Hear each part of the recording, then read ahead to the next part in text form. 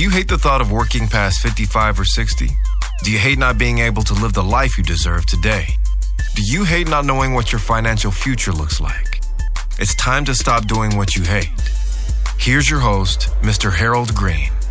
Everybody, this is Harold Green of Bright Tree Financial Group, and it is time to stop doing what you hate. Hope you're having a fantastic day today. I'm doing pretty good.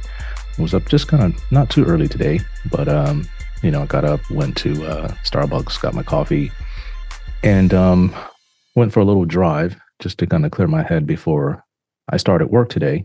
And went out to, I'm up in Vegas now, so went up to Red Rock, drove up there, and it's very beautiful. Of course, it doesn't replace the ocean that we have there in Hawaii, but it's still a great place to go and just kind of sit down and just take in all the beauty. And I think every place has its own uniqueness and something that's beautiful about it. And so I was kind of thinking about how I wanted to talk to you guys about what I needed to talk to you about today and share with you in order to help you get from where you are today to where you really want to be. And so the title of today's show is, Are You Giving Up Already? Are you giving up already? And my goal is to help you get from the 97% to the 3%. And I'll reiterate that. It's basically only 3% of the people in the country will retire on and have enough to last them their entire lives, whereas 97% of the people will not.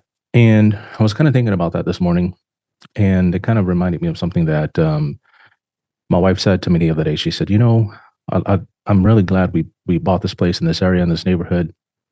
It has a lot. There's a lot of schools up here that are good in this area. They have a lot of community centers with big, huge pools and things like that. And she said, if I would have had this when our kids were growing up, it would have been a lot easier to raise them. And I can't blame her. And I had absolutely no response, none whatsoever. And the only thing I could think in my mind is sorry for growing up poor. Sorry for being poor after we got married. Sorry for thinking poor and doing poorish stuff. And it just kind of bothered me a little bit. And the past is the past. And I believe I've worked really hard to kind of make up for a lot of the stupid things that I did, when we first got married. I won't go back into all that crazy stuff because I've already shared it with you on a lot of my shows. So are you ready to get it? 1, 2, 3, let's get it. Are you giving up already? And this is kind of crazy because one of the things I see the most that keep people in the 97% is they quit too soon on stuff. Like they give up too soon. And in this day and age, it's more prevalent than ever before, because with the advent of social media, instant IG instead of Instagram, instant gratification, IG. People want it right now. I want 20% today. Grow my portfolio overnight. I got 10,000, make me $1 million in 6 months. Like crazy stuff. People don't say that to me out loud, but the kind of way they live their lives, it's just kind of it just kind of shows me that today is not about what you say, it's about what you do and about what you show. And here's one of the biggest things that I want to share with you. A majority of the people born in the United States are not born wealthy. Okay. If you come from a normal middle-class family, or even a lower middle-class family, or even upper lower class, whatever, regardless of your background, you were born behind the curve from day one. You didn't come out from your mom and dad with a trust fund from day one. Most people did not. And so you're born in the 97%. You're born into lack and insufficiency. You're born not having everything you need in order to live life the way the 1%, 2%, or the 3% do it. I was born that way. I was born behind the 8 ball. Okay. And it takes a lot of change, and it takes a lot of discipline to grow out of that, and to grow into having wealth, and growing into success, and growing out of lack and insufficiency. Yes, you can grow out of lack and insufficiency. It's like, I played basketball in high school. I wasn't that good, but I made the team. You know what I mean? Like I made the team. I worked hard all summer and I made the team and I was waiting on my growth spurt. And the only part of me that grew was from my waist to my head. My legs didn't grow. I didn't get that growth spurt down there. Like I didn't get to like 6'2", 6'3", like so I could be that like prolific point guard, like that prolific 3 shooting guard or 2. I didn't happen for me. But what I've learned when it comes to finances, you can grow out of lack and insufficiency. You can grow out of it. Okay. But you're going to have to take the right vitamins and you're going to have the right mindset. So I want to talk to you from the perspective of what keeps a person in the 97%, what keeps them from being able to achieve what they need to achieve to get to the 3%. And honestly, I think it's real simple. And I'm just going to share with you guys from an emotional standpoint, from like something that's been in my heart. And I don't want you to be offended by anything that I say, because everything that I say is meant to serve a purpose and it's meant to help you and not to harm you or to hurt you or to hinder you, but it's to make an impact in your life. So here's things number one. At times, the 97% find themselves in one of the following, if not all of them, at the same time. Okay. So number one, here it is. Number one, they can't handle emotions. I've seen it, right? A lot of people, they cannot handle their emotions. And so when you can't handle your emotions, you do crazy stuff like you call me and say, sell all your stock right before, the next day it goes up. Like, oh my God, I've had enough of this. This thing is going down. I can't, this is not going to turn around. It's not going to change anytime soon. I want out. This is not going the way I thought. Like I want out. And I'm sitting there like, yo, I've done all the research. We've done the research. We're in a period of seasonality. We're in a season of push pull. This is what's going to happen. Do you need the money today? The answer is no, right? But emotionally, you need it. Emotionally, you need to see your portfolio not go down. Emotionally, you need to see your portfolio go up emotionally. But strategically, you don't. And it's just an emotion that you're going to have to overcome when it comes to things like this. So here's what you are susceptible of when you can't handle your emotions. Number one, you take the path of least resistance.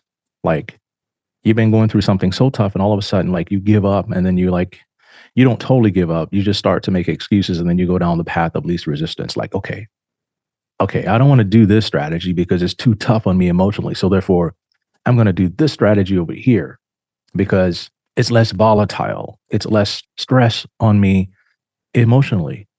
And here's what you need to understand when you take the path of least resistance. There is not much left on this path at the end. I'm going to say that again. When you take the path of least resistance, there's not much left on it at the end when you get there. Why? Sorry, y'all. But too many people travel the path of least resistance and they consume whatever they can find. So the path of least resistance leads to crumbs. At the end, there's nothing but crumbs. At the end of the path of least resistance is lack, insufficiency, okay? Regret, hate, anger, all of these things, right? Now, I've been there. I'm not going to lie. I've been there. I've given up on things and I've tried to take the path of least resistance, but I'm telling you, God would not let me stay there. He would not allow me to stay there because the purpose in my life is not, it's much greater than for Harold Green. It's much greater than, you know what, I'm comfortable. I have enough for my family. I'm doing okay. I can pay for college. I can, drive whatever car I want. I could take whatever trip I want. I can go wherever I want. I can do whatever I want. It's not about me. It's about the impact that I'm having through my giving, right? Through my giving or my investment into the lives of other people. And the return that I'm looking for is I'm looking for them telling me, hey, yo, this really helped me out. It really helped me get from where I wanted to be to, from where I am right now to where I really wanted to be. I'm doing great in life and I'm able to make an impact in other people's lives. That's the return that I want. Now, the other thing I find is this. A lot of people in the 97% are very impractical at times. Impractical. I've interviewed hundreds and thousands of people. Like I've interviewed and talked to a lot of people. I've had a lot of meetings in my life. I started this line of business when I was 23. Okay. I'm 50 now. I'll tell you that. I'm 50 now. That's a long time, right? That's 20 some years. I've been doing this for a very long time and I've talked to a lot of people. And everybody's homes and their mentality and how they grew up is extremely different. But some of the things I see that make me believe and show me that they're impractical is they follow bad advice because it aligns with their worldview. Okay. It aligns with their worldview. And I was talking to somebody on the phone the other day, and something happened and I had to call for some help with something with a technical issue I was having. And, the tech that I got on the phone, nice person, walked me through everything that I needed to do to get my system up and running again.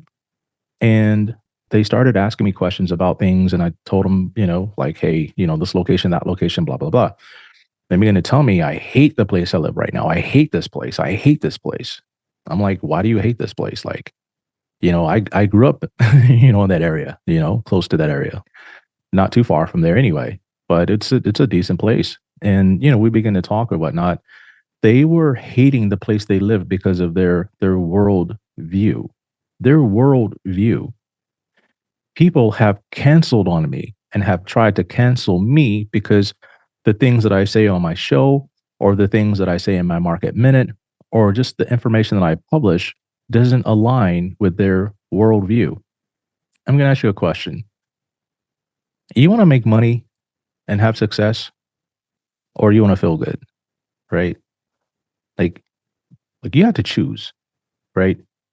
A lot of times the people in the 97%, they're chasing their feelings and they're chasing feeling good. They're chasing pleasure. I want to be happy. I want to be happy. And a lot of times they're trying to align everything in their life with their worldview, their political worldview. And I think being apolitical to the best of your abilities it's a great arrow in your quiver these days. Because too many people, I don't want to own the stock because this company does this. I don't want to own this. I don't want to live here. I don't want to do this. Like, do you want to have money or do you want to feel good? You got to make up your mind. Because if you have money, I'm telling you, politics really don't matter if you have money. You're not subject to crazy things. If one person comes in and they jack up gas prices, to $10 a gallon, it may be uncomfortable, like maybe, but if you got money, it doesn't matter, right? You still can put gas in your car. You're unaffected.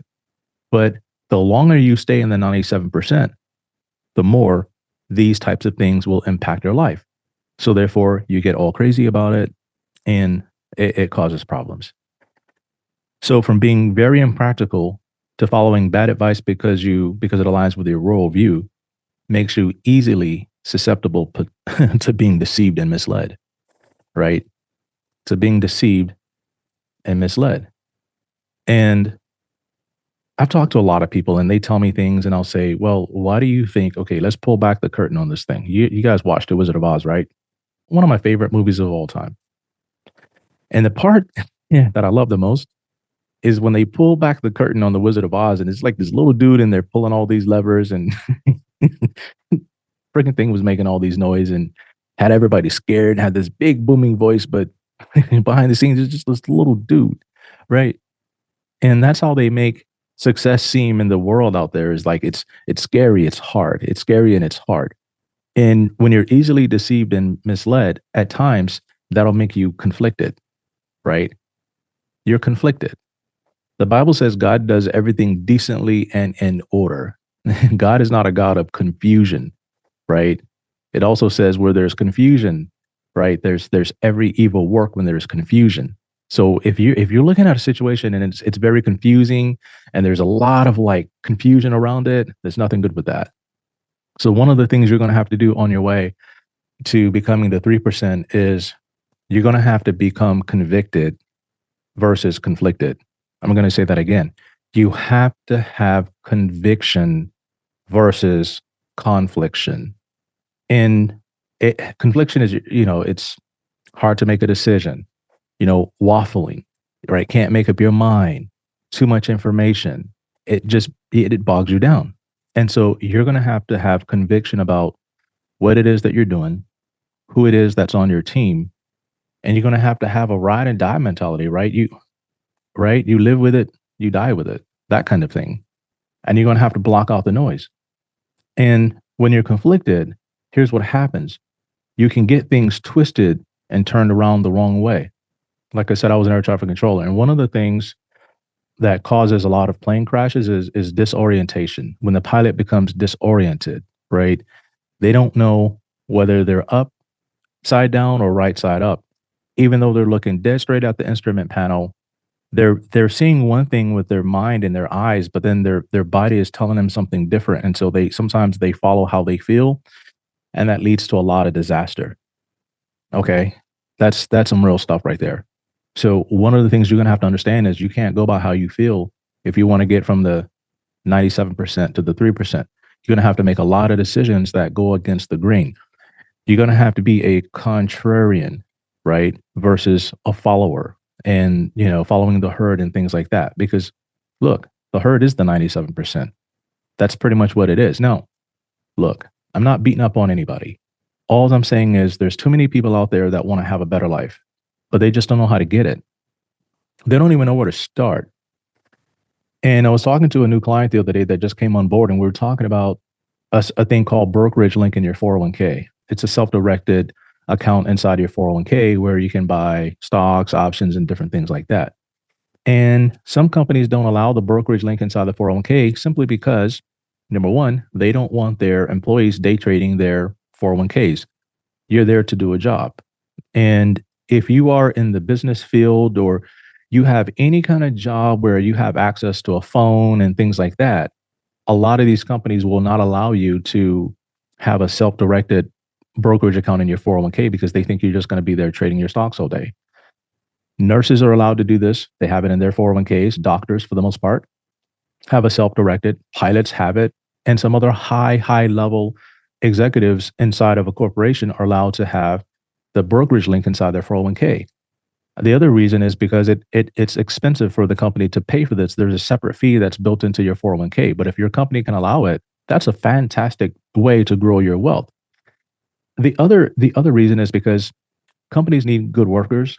And if you can successfully trade your 401k and get out of a job super fast, right? Now it's turnover for the company. Now they lost an employee that they have to train again. They have to go recruit. So it's a little bit of a catch-22. Now, if you're in a medical profession, chances are you're not trying to grow your 401k so you can like run away in the next 5 years. That's not the thing. You love what you do. If you're a pilot, 9 times out of 10, like you love what you do. I haven't had one pilot that I've met that says, man, I hate being a pilot. I hate this job. I hate flying these people around all over the place and going all over the world. It sucks. I hate making a lot of money. I make $300,000 a year, but it sucks. I hate it. I want to do something else. I've never heard a pilot say that. I've never heard a doctor say that. I've never heard really a nurse say that per se. I haven't heard these people say that. But getting back to my point, when you're conflicted, you get things twisted and you make bad decisions and you end up going the wrong way. Hence the phrase, don't get it twisted. No, becoming part of the 3% is going to require some mental toughness, right? I shared this with you guys before. My trainer, John, shout out to you, John. I haven't trained with him in a long time because I moved. And he's still there in Hawaii at Aloha Personal Fitness out there in Hawaii Kai. If you're listening to the show, you got to go check John and his team out. They're pretty cool people, and they get results. They get stuff done with you. Okay, but you're gonna need some mental toughness. And he said, dude, I keep telling you about this, and I keep telling you about your diet. I keep telling you about and you're like a freaking elephant. Like, not that you're big and fat like one, but kind of was, but. He's like, yo, you don't listen. Like once you make up your mind and you have it in your mind, like you're going to like storm the tent. You're going to you're going to run over the circus and nobody can stop you. Good and bad. But I've had to learn to tune that in to my purpose in life, tune that in to what I'm doing with you right now, have conviction on the show versus being conflicted about, who am I going to reach? Like, who do I want to talk to? Like, do I want to market to more clients? Do I want to build a huge company with $5 billion in assets? Like a lot of that's confliction. And I don't have that confliction. I have conviction that I want to help regular people get out of the 97% to the 3% so they can help more people. That's my thing. Now, I'm going to share with you some sports analogies here. And this is very important. On the path to becoming the 3%, sometimes you're going to get injured. All right. It's just a fact of life. You're going to have some wins. You're going to have some losses. You're going to have some financial injuries on the path to becoming the 3%. And my good buddy John says, nobody catches arrows sitting down. You're going to have people shooting at you. You're going to have things happen to you, and you're going to get injured. A lot of times people get injured. They just give up. They quit the game of finance. They just quit because they got injured. They got hurt. A lot of injuries are not career ending. Some can be, but a lot of them are not career ending injuries. And when a player gets hurt, guess what they do? They go to rehab, right? They get the surgery to fix what's got messed up. Then they go to rehab, and then they train to get back in the game. Finance is the same way. So if you get injured, here's the thing you got to ask yourself. All right. First of all, how do you prevent injuries in the financial world? Like in injuries are things that they're big, devastating things. Like say you lose half your portfolio. Now I'm not talking about like COVID or, like Ukraine, or I'm not talking about things that are totally out of your control. I'm talking about you buying a hot stock tip that you thought was going to go up, and then that thing just goes to crap. And then, how do you recover from that? Right. You thought you were going to be right, but it didn't work out. So how do you prevent making bad financial decisions in the first place that will lead to injury? And number two, if you do get injured, how do you recover and become stronger, right? They used to say, what doesn't kill you makes you stronger. Sometimes psychologically, that's not the case.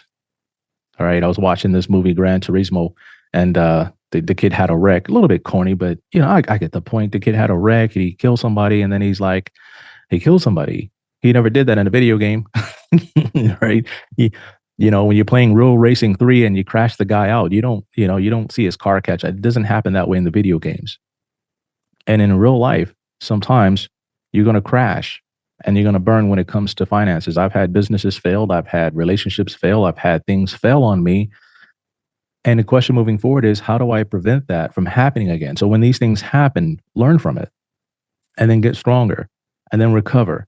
So I love the scripture in the Bible where David had went out and, they were out with his army, came back to camp.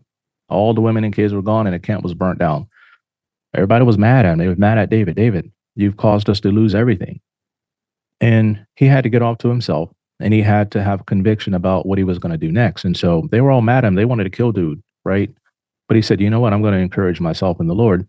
And God spoke to him. He said, look, go and pursue, overtake, and recover everything that you lost. So he started off with a bunch of people, and then some of the people, the guys in his army got weak. And David said, hey, let these guys rest. We're going to go get it done. We can do it without a full army. And they did. They got everything. All the wives, all the kids, all the possessions, they got everything. And then when they came back and they had won, the guys that were with him were like, no, these jokers here on the side, they quit on us. They gave up. And David said, no, give them back their stuff because God helped us with this. It's not ours. It's give it back to them. Give them what's theirs. David had a huge, huge heart. And I love that. I love that. I love that. I love that. So if you have had some kind of financial injury or anything like that, and you're like, you want to give up and you want to quit, you don't have to. Life is going to go on, and the 3% is waiting on you. So I want you to sit down and make up your mind, talk to your spouse or whoever it is that are on your team. You're going to have conviction. You guys are going to get it done. If you don't have a team and you think you and I might be a good fit based on what you've heard me say, check me out, please. You do not have to sit there and continue to struggle with this and believe the things that people are telling you, because there's something better. I have this quote that I say to myself, an affirmation. God has set things up and, put things in motion for my benefit, right? It's for my benefit, right? I am going to pursue, overtake, and recover all, right? I have things that I say to myself on a daily basis. And if you want to be in the 3%, you're going to have to, first of all, talk yourself into doing it. And you're going to have to constantly talk yourself into doing it, because there's people out there that will talk you out of it and try to make you get in this position where you're comfortable, you have enough, and that's all it takes. You know what? It just takes one bad situation for you to be set back, right? So check me out. check out the website, check out my Rapid Retire program. And if you think you're a good fit for that, give me a call, 808-521-4401. And Beverly will figure something out, get you on my schedule so we can just have a little quick chat to figure out where you are. And I'm going to be checking to see if you have the mental toughness to graduate your situation, because if you really don't have the mental toughness, look, that's half the battle right there, right? Getting money is one thing, but you got to have the mental toughness in order to get with the program and to stick with the program. So I just wanted to share that with you folks out there today. Okay. And if you're convicted, I want you to tell yourself every day, things are going to get better for me. I'm going to make sure they get better for me. And I'm going to get out of here. I'm going to get out of the situation and get to where I really want to be so that I can make an impact in the lives of other people. That has to be your motive, right? We're going to create a win-win situation. So thanks for tuning in today, everybody. And until next time, 1, 2, 3, let's get it. This is thepodcastfactory.com.